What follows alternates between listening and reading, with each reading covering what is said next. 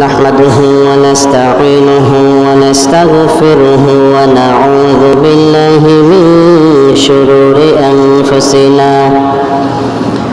ومن سيئات أعمالنا من يهده الله فلا مضل له ومن يضلله فلا هادي له ونشهد أن لا إله إلا الله وحده لا شريك له ونشهد أن سيدنا وسندنا وحبيبنا وشفيعنا ومولانا محمدا عبده ورسوله الذي أرسله بالحق بشيرا ونذيرا وداعيا إلى الله بإذنه وسراجا منيرا فقد قال الله تعالى في كلامه المجيد وفرقانه الحميد أعوذ بالله من الشيطان الرجيم بسم الله الرحمن الرحيم واتل عليهم نبأ بني آدم بالحق إذ قربا قربانا فتقبل من أحدهما ولم يتقبل من الآخر قال لأقتلنك قال إنما يتقبل الله من المتقين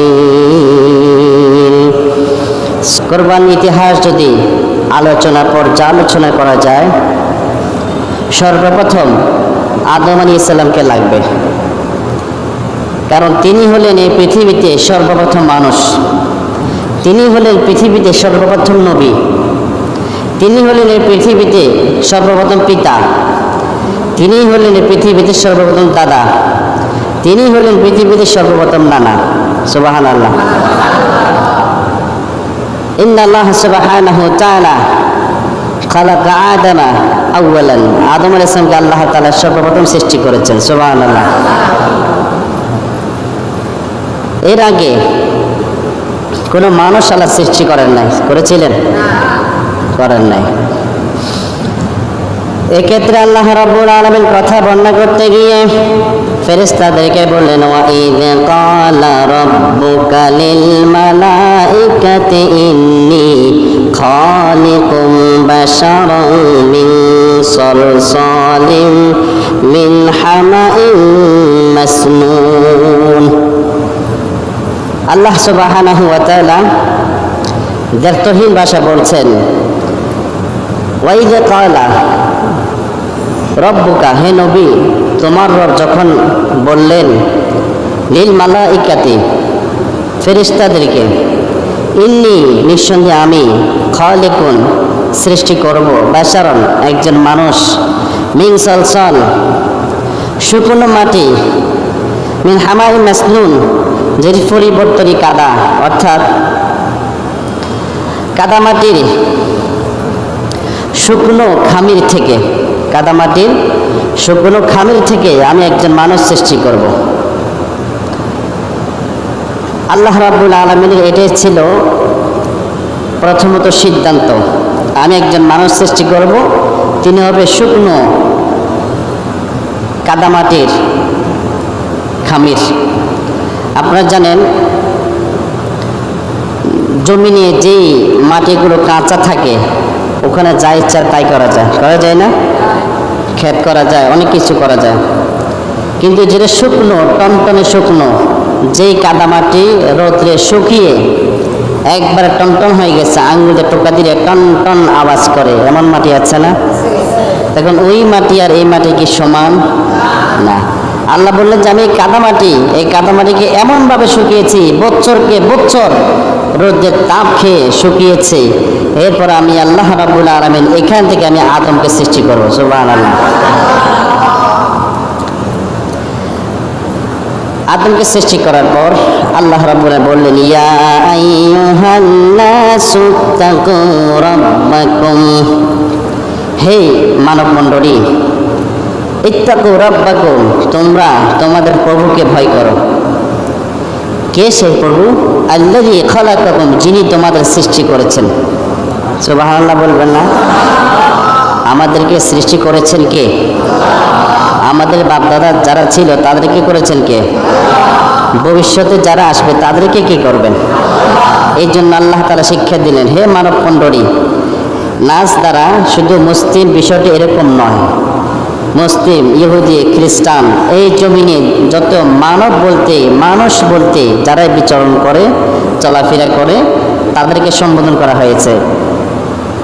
আল্লাহ রাব্বুল আলামিন বললেন, ইয়া আইয়ুহান নাস, তাম পৃথিবীতে যত মানব মণ্ডলী আছে সবাইকে সম্বোধন করে আল্লাহ বললেন, হে মানব মণ্ডলী, ইত্তাকু রাব্বাকুম, তোমরা তোমাদের প্রভুকে ভয় করো।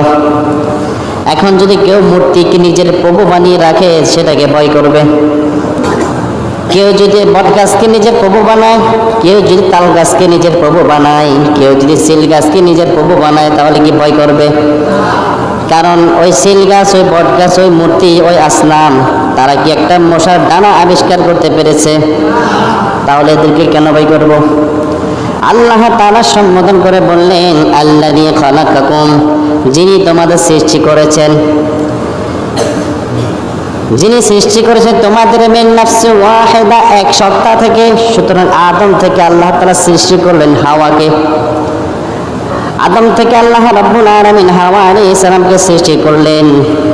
এরপরে আল্লাহ তাআলা বললেন, ওয়া খালাকা মিনহা যাওজাহা, আদম থেকে তার হাওয়া তার স্ত্রীকে সৃষ্টি করার পর তিনি বললেন, ওয়া বাসা মিনহুমা রিজালান কাসীরা ওয়া নিসাআ, ওয়া বাসা, তিনি ছড়িয়ে দিয়েছেন, মিনহুমা, আদম এবং হাওয়া থেকে, এই পৃথিবীতে রিজালান কাসীরা ওয়া নিসাআ, অসংখ্য পুরুষ, অসংখ্য নারী। আল্লাহু আকবার। এই তাম পৃথিবীতে হিন্দু বলেন, খ্রিস্টান বলেন, মগ বলেন, তিলফা বলেন, চাকমা বলেন, যারাই আছে সবাই আদম এবং হাওয়ার সূত্র থেকে এসেছে। আদম এবং হাওয়ার সূত্র থেকে এসেছে। আল্লাহ তাআলা আদম এবং হাওয়াকে সৃষ্টি করার পর এবার বললেন, হে আদম, তুমি তোমার স্ত্রীকে নিয়ে জান্নাতে থাকো। আল্লাহ রাব্বুল আলামিন বললেন, ইয়া আদম উসকুন আনতা ওয়া যাওজুকাল জান্নাতা, তুমি আর তোমার স্ত্রী হাওয়া আলাইহিস সালাম দুজনেই জান্নাতে বসবাস করো, যা ইচ্ছা তাই খাও, জান্নাতে যত নাজ নেয়ামত আছে সব কিছুই তোমরা ভক্ষণ করো। লা তাকরাবা হাযিহি শাজারা, এই যে গাছ দেখছো, এই গাছের নিকটবর্তী তোমরা হইও না, এই গাছের নিকটে যেও না। এদিকে আল্লাহ তাআলা আদম এবং হাওয়াকে জান্নাতে রাখলেন, অন্যদিকে আদমকে শ্রেষ্ঠত্ব দেওয়ার জন্য তাম পৃথিবীতে যত সৃষ্টি আছে আল্লাহর, সকল সৃষ্টির উপর মর্যাদা দেওয়ার জন্য আল্লাহ রাব্বুল আলামিন সকল সৃষ্টিকে, সকল ফেরেশতাদেরকে বললেন যে তোমরা সকলেই আদমকে সিজদা করো, আদমকে সিজদা করো। ওয়াইয কুলনা লিল মালাইকাতি ইসজুদু লি আদম, হে নবী স্মরণ করো সেই সময়ের কথা, আমি আল্লাহ তাআলা যখন সকল ফেরেশতাদেরকে বললাম যে তোমরা আদমকে সিজদা করো, সকল ফেরেশতা সিজদা করলো, একজন করে নাই, তিনি কে? কে? ইবলিস করে নাই। তাকে প্রশ্ন করা হয়েছে, মা লাকা, তোমার কি হয়েছিল? লিমা তাসজুদা লি আদম, কেন তুমি আদমকে সিজদা করলে না? তোমার কি সমস্যা? তুমি তো ফেরেশতাদের গডফাদার ছিলা, তুমি তো লিডার ছিলা ফেরেশতাদের, তোমার সাঙ্গভঙ্গ সবাই তাকে সিজদা করলো, তোমার কি সমস্যা? সে বলল আনা খালাকতু মিন নার, আর আমি তো সৃষ্টি হয়েছে আগুন থেকে, আর তুমি তাকে সৃষ্টি করেছো খালাকতাহু মিন তিন, কাদা মাটি থেকে সৃষ্টি করেছো। আগুনের স্বভাব হলো উপরের দিকে যাওয়া, মাটির স্বভাব হলো নিচের দিকে যাওয়া, সুতরাং আমার স্বভাব হলো উপরের দিকে যাওয়া, আমি মাটিকে কিভাবে সিজদা করি? অহংকারে ঢুকেছে, ঠিক না? অহংকারে প্রবেশ করেছে। এবার আল্লাহ তাআলা বললেন তোর উপর লানত, তোকে যারা অনুসরণ করবে তাদের উপর অভিশাপ। এই কথা বলে আল্লাহ তাআলা তাকে অভিশাপ দিলেন। দেওয়ার পর ইবলিস, তাকে আল্লাহ তাআলা রাজিম হিসাবে নাম শব্দ ব্যবহার করেছেন এখানে। আল্লাহ তাআলা তাকে বললেন যে তোর উপর লানত, তোর উপর অভিশাপ, আমার কথা অমান্য করার কারণে। এখন ইবলিস চিন্তা করলো এই আদমের কারণে তো আল্লাহ তাআলা আমাকে অভিশাপ দিয়েছে, সুতরাং এই আদমকে এখন আমি ছাড় দেব না। ওইদিকে যে আল্লাহ তাআলা বলেছেন হাওয়াকে এবং আদমকে, তোমরা যে ফালা তাকরাবা হাযিহি শাজারাতা, গাছের নিকটবর্তী হইও না, এটার দিকে আল্লাহ নিষেধ করলেন। ওইদিকে শয়তান সিদ্ধান্ত নিলেন ওই গাছের কাছে আমি ওদিকে নিয়ে যাব। প্রথমে আদমের কাছে গেলেন, যাবার পর আদমকে অনেক ফুসলাইছেন, কিন্তু পুরুষ তো বিবেক খরচ করে, তার কমান্ডে আনতে পারলো না। পরবর্তীতে হাওয়া আলাইহিস সালামের কাছে গেলেন, তার কাছে যাওয়ার পর তাকে কন্ট্রোল করে ফেলছেন। কন্ট্রোল করে ফেলার পর এবার ঘটনাক্রমে ওই গন্ধম গাছ বলা হয়, ওই গন্ধম ফল, ওই গাছের ফল ভক্ষণ করে ফেলে।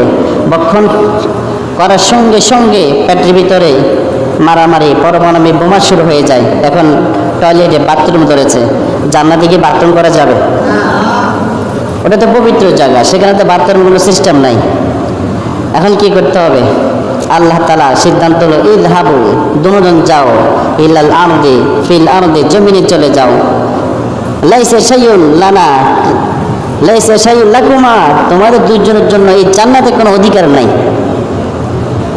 আল্লাহ তাআলা রাগান্বিত হয়ে গেলেন, পাঠিয়ে দিলেন। এই পাঠানোর পরে এবার আদম আলাইহিস সালাম, হাওয়া আলাইহিস সালাম থেকে এবার মানুষের উৎপত্তি শুরু জোড়া জোড়া। আদম এবং হাওয়ার প্রথম গর্ভে এক জোড়া নারী পুরুষ, দ্বিতীয় গর্ভে এক জোড়া নারী পুরুষ, তৃতীয় গর্ভে এক জোড়া নারী পুরুষ, চতুর্থ গর্ভে এক জোড়া নারী পুরুষ, পঞ্চম গর্ভে এক জোড়া নারী পুরুষ, ষষ্ঠ গর্ভে এক জোড়া নারী পুরুষ। এইভাবে প্রত্যেক গর্ভে জোড়া জোড়া আল্লাহ তাআলা নারী পুরুষ দান করতেন। সুবহানাল্লাহ।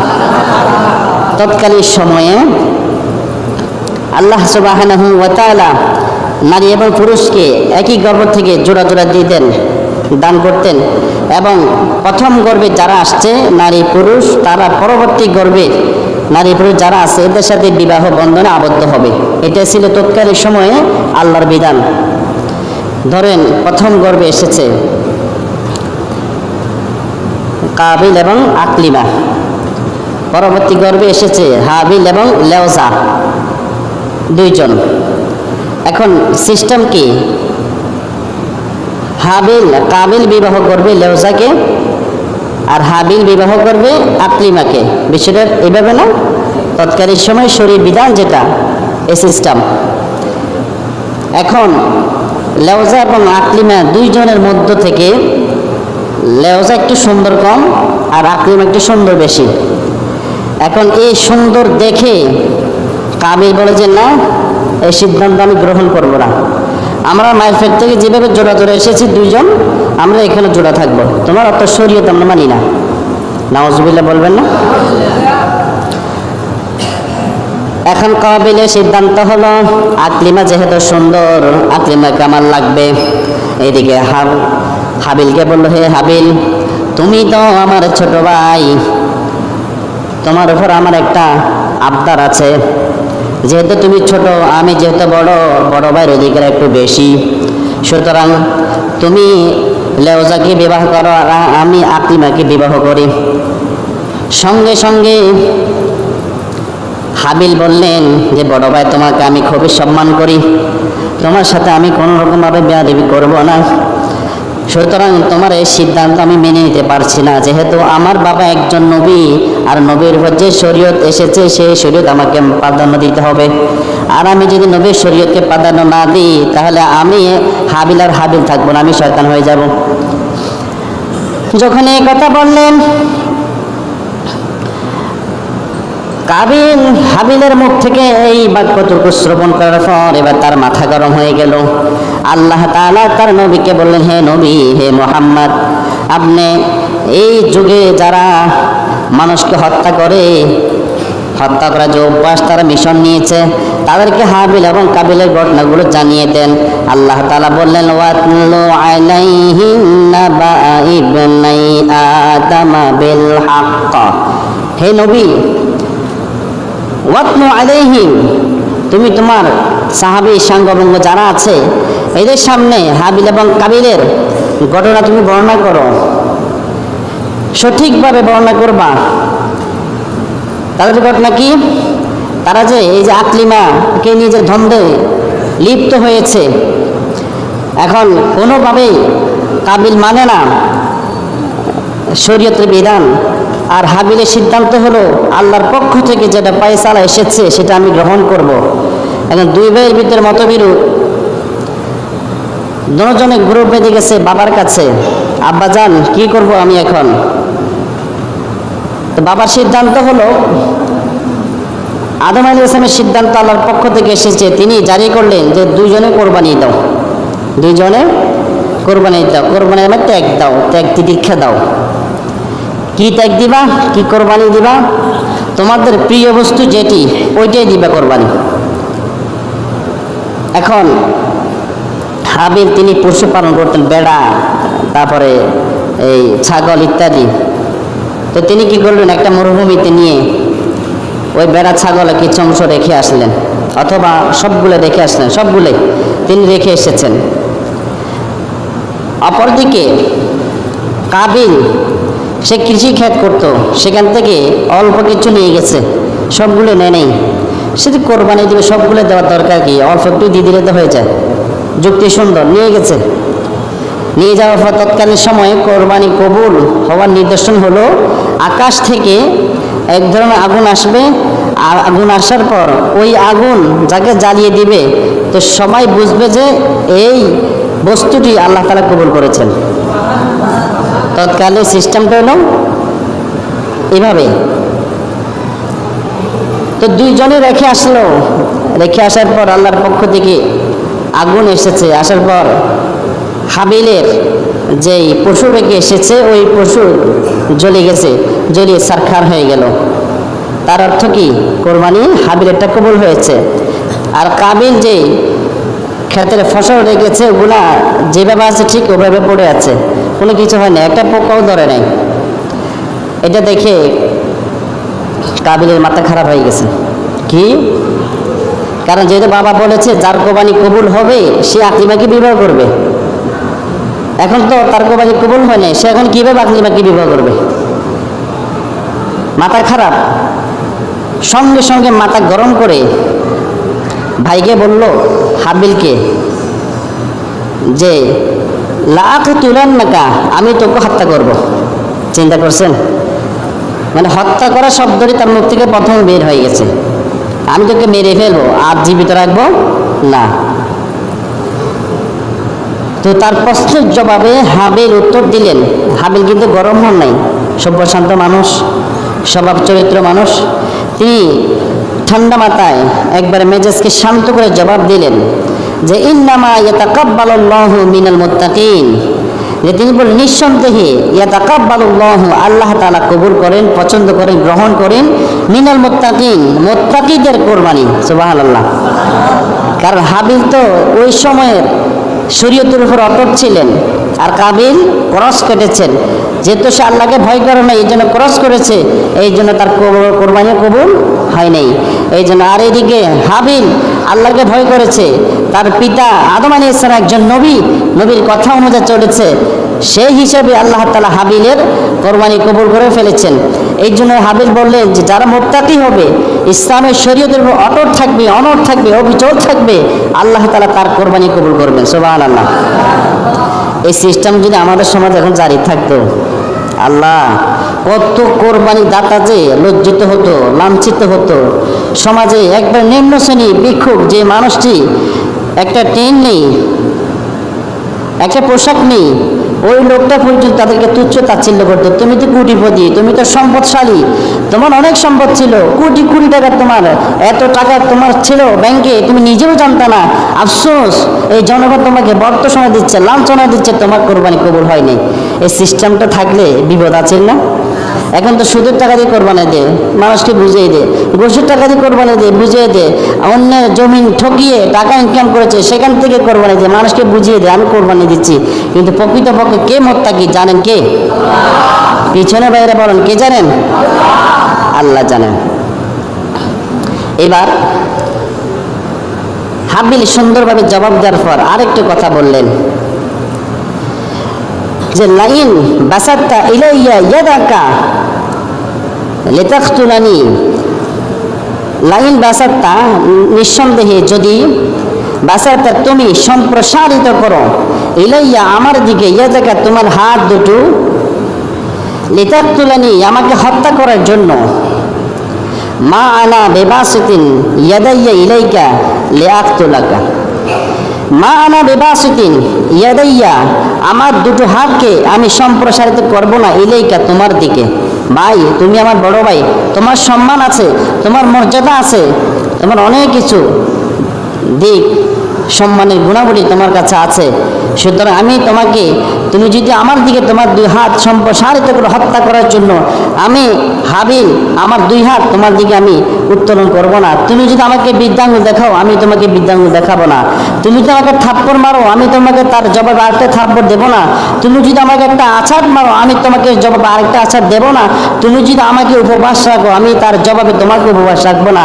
সুতরাং তুমি আমাকে মেরে ফেলার জন্য যে হাত সম্প্রসারিত করো, মেরে ফেলতে পারো, কিন্তু আমি হাবিল আল্লাহ শরীয়ত নবীর দেওয়ান তরিকার উপর আমি অটল থাকবো। সুবহানাল্লাহ।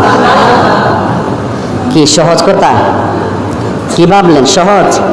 আপনাকে কেউ যদি একটা থাপ্পড় দাম দিত, ওটা প্রতিশোধ নেওয়ার জন্য বছরকে বছর শুধু কেস মামলা করবেন, ঠিক না?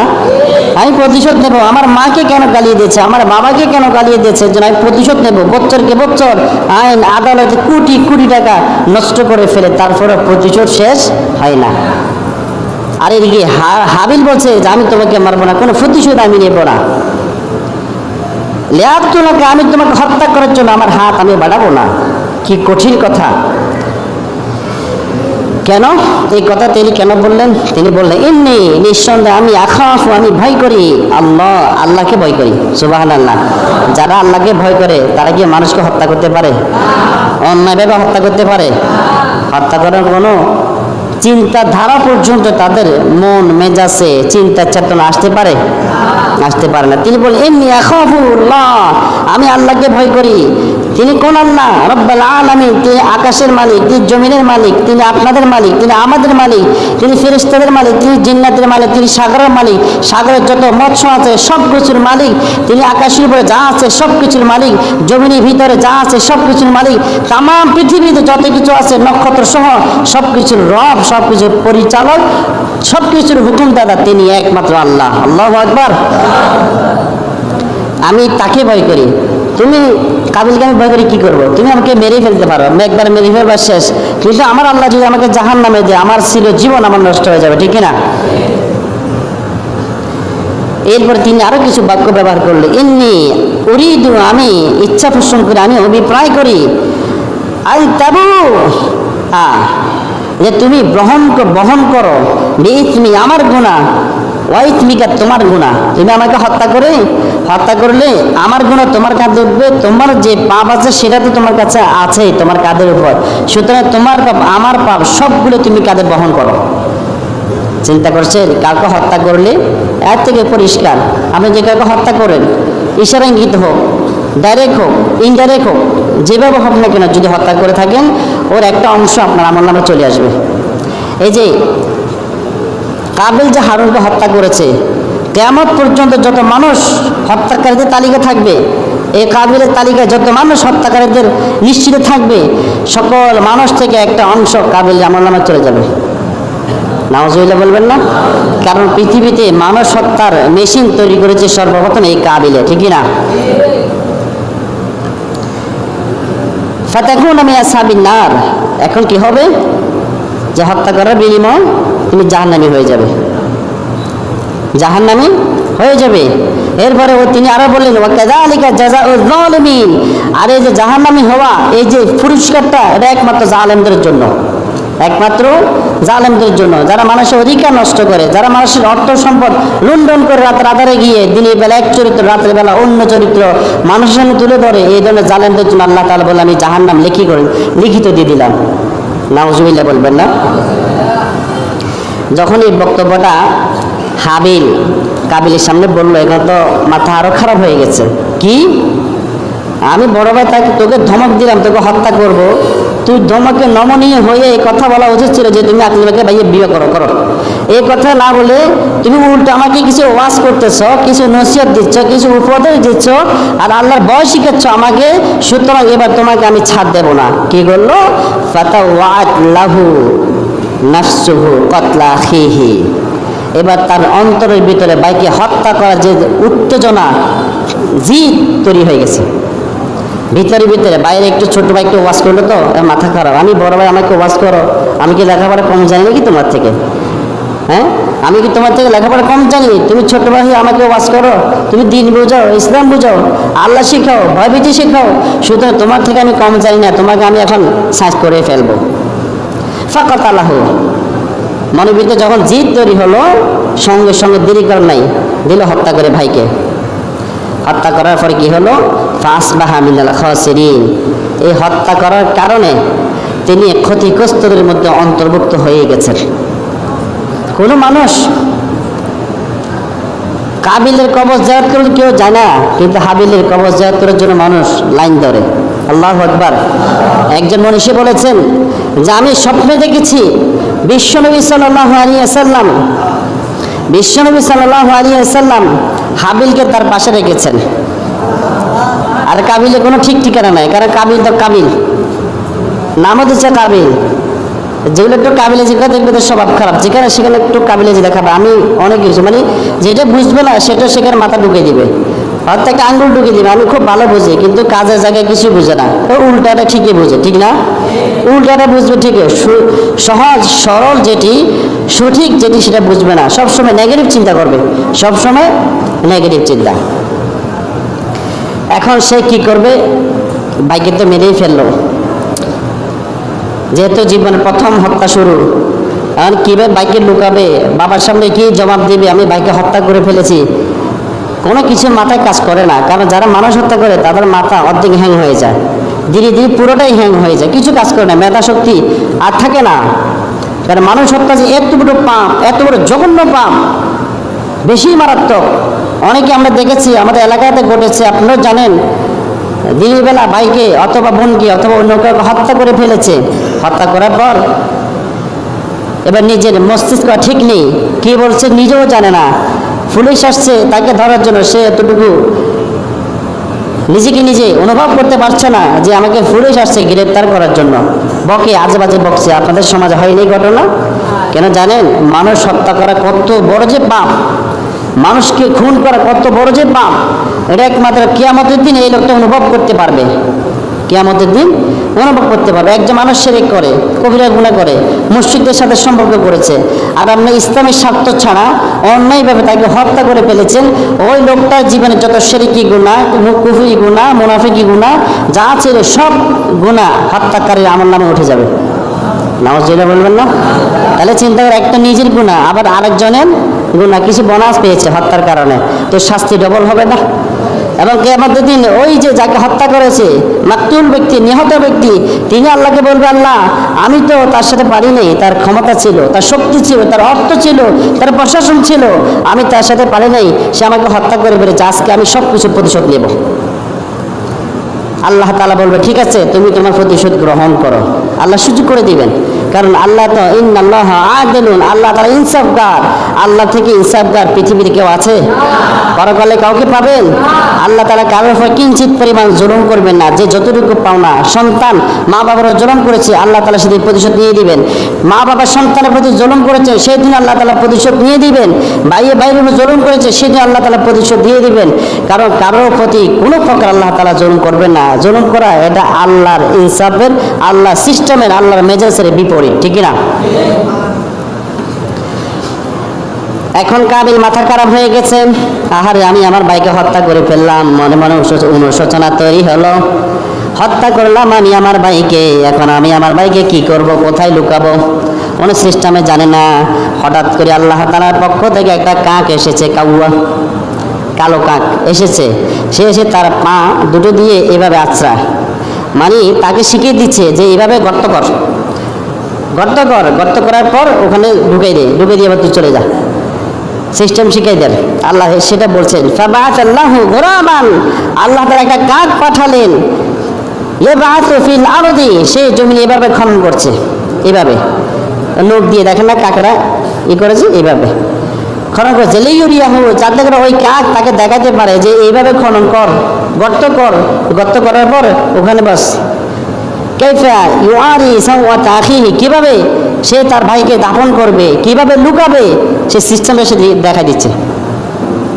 যে মানুষকে মেরে মাটির ভিতরে পুঁতে ফেলা, সেটা স্বভাব করতে আসছে কাবিল থেকে, স্বভাব কাবিল থেকে। আপনারা জানেন সাম্প্রতিক সময়ে বিভিন্ন রাষ্ট্রে মুসলমানদেরকে মেরে এমন অবস্থা করছে, তারা কোনো চিহ্নের জন্য না থাকে এই জন্য গর্ত করে জীবিত অবস্থায় পুঁতে ফেলা হচ্ছে।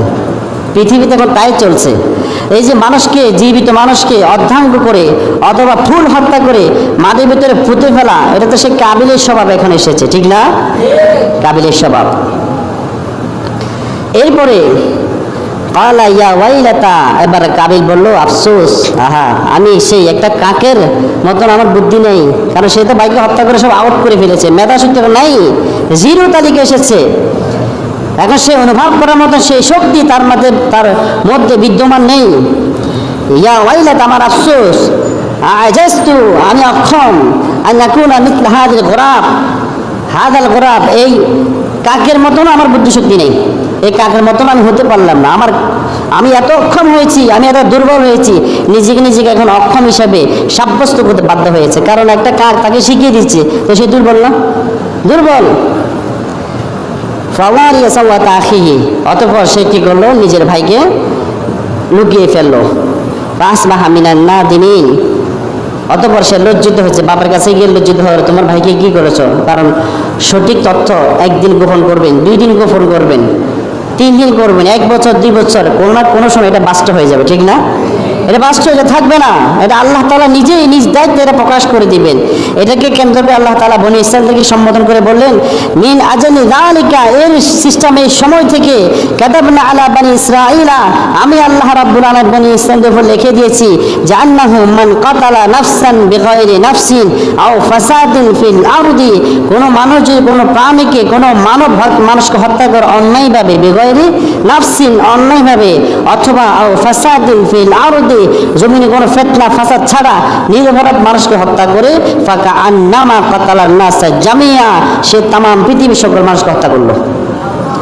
তামাম পৃথিবীর সকল মানুষকে হত্যা করা সমান একজন নিরপরাধ মানুষকে হত্যা করা। তারপরে বললেন ওমান আহইয়াহা, যে ব্যক্তি কোনো মানুষকে জীবিত রাখলো, হত্যা করে নেয়, নারী হোক পুরুষ হোক, ফাকা আন্নামা আহইয়ান নাসা জামিয়া, সে যেন তামাম পৃথিবীর সকল মানুষকে জীবিত রাখলো। সুবহানাল্লাহ। কি বুঝলেন? একজনকে হত্যা করা তামাম পৃথিবীর মানুষকে হত্যা করার সমান। তাহলে চিন্তা করে যে বৌদ্ধ গোষ্ঠীরা মুসলমান 1-2 মারে নাই, খ্রিস্টানরা মুসলমান 1-2 মারে নাই, হিন্দুরা মুসলমান 1-2 মারে নাই, লক্ষ লক্ষ মুসলমানদেরকে দুনিয়া থেকে বিতাড়িত করেছে, হত্যা করেছে, দেশ থেকে দেশান্তর করেছে, জন্মভূমি থেকে বের করে দিয়েছে। এরপরে তাদের বাড়িঘর, টাকা সম্পদ সব কিছু লুণ্ঠন করে আত্মসাৎ করেছে। এরপরও নাকি তারা মানব অধিকার রক্ষাকারী স্লোগান আছে না নাই? উপরে মানবাধিকার রক্ষাকারী সাইনবোর্ড দিয়েছে, ভিতরে তরবারি দিয়ে, পরমাণবিক বোমা দিয়ে, মিসাইল দিয়ে, ট্যাঙ্ক দিয়ে অসংখ্য মুসলমানদেরকে হত্যা করেছে। এটা রাখছে গোপনে, উপরে সেবা দিচ্ছে। এই যে এনজিও সংস্থা, তার ব্রাক সংস্থা, তারপরে এই যে বিভিন্ন বিভিন্ন ইন্স্যুরেন্সগুলো, এরপর আপনার বিভিন্ন সুদী ব্যাংকগুলো, এটার মূল ইস্যু হচ্ছে মুসলমানদেরকে ধ্বংস করে দেওয়া, ঠিক না? পিছনে বাড়ায় বলেন, ঠিক না? আপনারা জানেন না এই ইতিহাস কত লুকাই কত গোপনে কাজ করছে।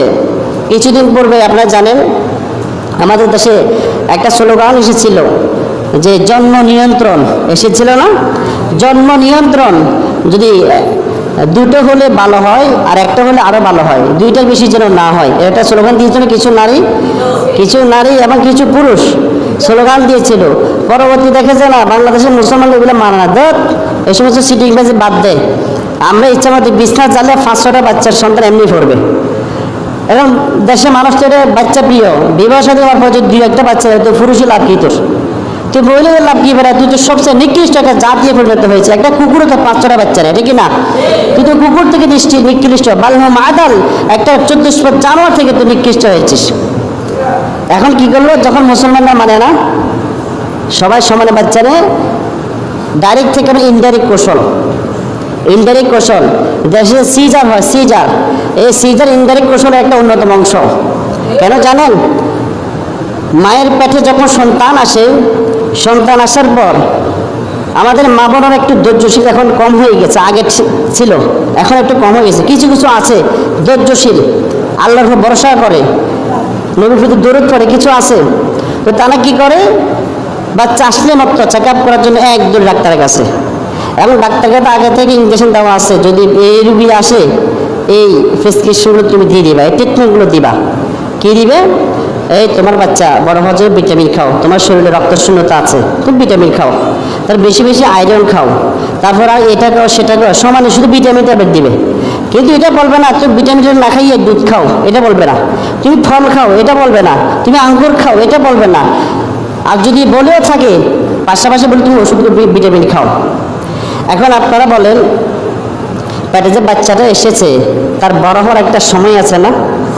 একটা সময় আছে, ধীরে ধীরে সে বড় হবে। আপনি যে ভিটামিন ট্যাবলেট সমানে খাওয়া শুরু করেন, ওর গতি বেড়ে যাবে। এখন বাচ্চা বড় হওয়ার সঙ্গে সঙ্গে বাচ্চা বের হওয়ার যে রাস্তা, এটা কিন্তু বড় হবে।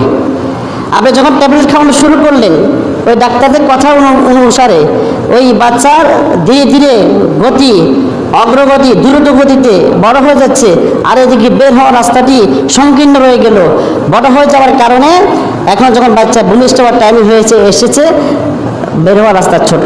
এবার কি করলে, দৌড় দিয়েছে ডাক্তার কাছে, এবার সিজার করো। এই যে সিজার করলো, প্রথমটা যদি সিজার হয়, পরবর্তী বলে দিয়ে আপনি সিজারের কারণে সর্বোচ্চ 2-3টা বাচ্চা নিতে পারবেন, এরপরে পারবেন না। কৌশল দেখছেন? এই যে লকডাউনের কারণে 95-96% নারী অপারেশন বিধিতে ভূমিষ্ঠ হয়েছে। এগুলো আগে কোথায় ছিল? মুসলমান আগে কোথায় ছিল এগুলো?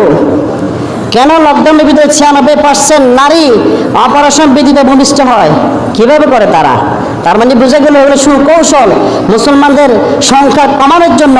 এটা কিন্তু হিন্দুদেরকে বলা হয়নি, এটা কিন্তু খ্রিস্টানদেরকে বলা হয় না জন্ম নিয়ন্ত্রণ করো, তাদেরকে বলা হচ্ছে ইচ্ছা মতো বাচ্চা নাও। যেমন হিন্দু, মুসলমান, খ্রিস্টান, অন্য যত ধর্ম অবলম্বী আছে তাদের সংখ্যা বেড়ে গেলে, মুসলমানের সংখ্যা কম হয়ে গেলে আমরা ছুটি মেরে সব মেরে ফেলবো। এই যে প্ল্যান, এটা মানুষ হত্যা করার প্ল্যান এইটা। কথা বুঝে আসছে? কথা হলো, আমি ছোট তথ্য থেকে বলি রে, ছাত্র যখন অনেক গবেষণা করেছিলাম এটার উপর। তো ভাইরা আমার, এই যে মানুষ হত্যা করা, এটা মারাত্মক একটা পাপ, জঘন্যতম একটা পাপ। হাবিল কাবিলের এই যে ঘটনা শুনে আমার শিক্ষা কি হবে? 1 নাম্বার শিক্ষা হলো যে হাবিলের ভিতরে যে গুণগুলো ছিল, আমার কোরবানি যে কবুল হওয়ার জন্য গুণগুলো আমার অর্জন করা দরকার। 1 নাম্বার তার মধ্যে ছিল তাকওয়া, পরিপূর্ণ তাকওয়া ছিল। 2 নাম্বার ছিল তিনি নম্র ভদ্র স্বভাব চরিত্রের মানুষ, আপনাকে স্বভাব চরিত্রের মধ্যে আসতে হবে। 3 নাম্বার ছিল লা হাসাদা, তার ভিতরে কোনো হিংসা ছিল না, আমার অন্তর থেকে হিংসা দূর করতে হবে।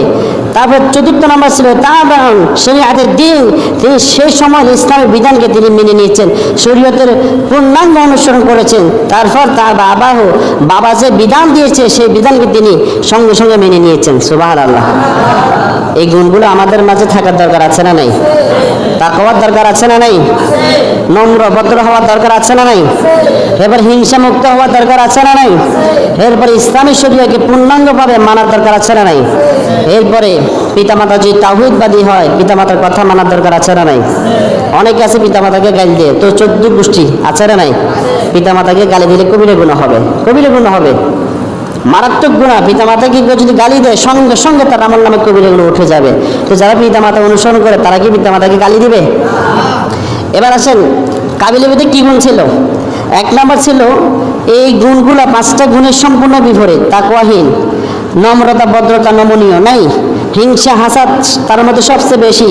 সে ইসলামী শরিয়াকে বৃদ্ধাঙ্গুলে দেখায়, তারপরে পিতার কথা অমান্য করে, পাশাপাশি লোভ বেশি, তার ভিতরে লোভ বেশি ছিল। এরপরে মুতাজিল, সে সীমা লঙ্ঘন করতো। তারপরে সে মসজিদ ফিতনা ফাসাদ তৈরি করতো। তারপরে ফিতনা ফাসাদ করলে, লোভ করলে আপনার কোরবানি কবুল হবে? কবুল হবে? এটা আপনার আমার জন্য অন্যতম একটি শিক্ষা, অন্যতম একটি শিক্ষা। আল্লাহ তাআলা তুমি আমাদেরকে আজকে আলোচনা থেকে এই শিক্ষা গ্রহণ করে আমার তৌফিক দান করো।